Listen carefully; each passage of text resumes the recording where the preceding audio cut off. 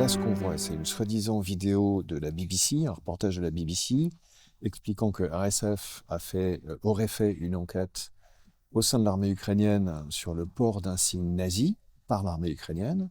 Cette vidéo a été utilisée par la porte-parole du ministère russe des Affaires étrangères pour dire à quel point la situation était grave, preuve à l'appui, puisque même Reporters sans frontières avait fait une enquête sur le sujet. Voilà, donc c'est du blanchiment de désinformation qui nous fait passer en réalité sur X Twitter pour des propagandistes de guerre.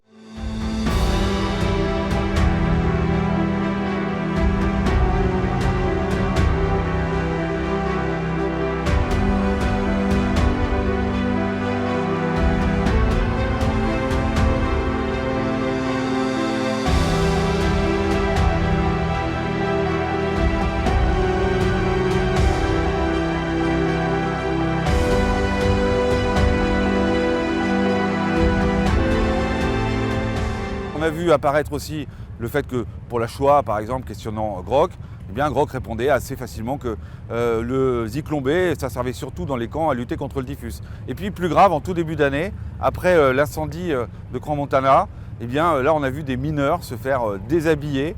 Mais quand je dis des mineurs, c'est même des enfants.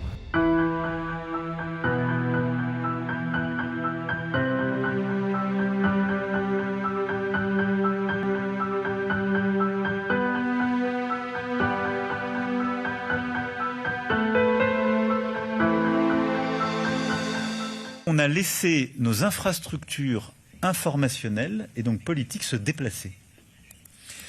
Quand on a des enfants qui sont exposés 4h40 par jour aux réseaux sociaux, quand on a les moins de 40 ans qui s'informent très majoritairement sur les réseaux sociaux et de plus en plus, quand on a ce temps d'exposition qui s'est accru pendant la période Covid et après, quand on a depuis 2 ans maintenant l'IA générative qui arrive dans nos démocraties, on ne peut pas faire comme si tout ça n'avait pas totalement changé, parce que les gens qui nous informent, par lesquels on s'informe, ne sont pas des médias libres et indépendants.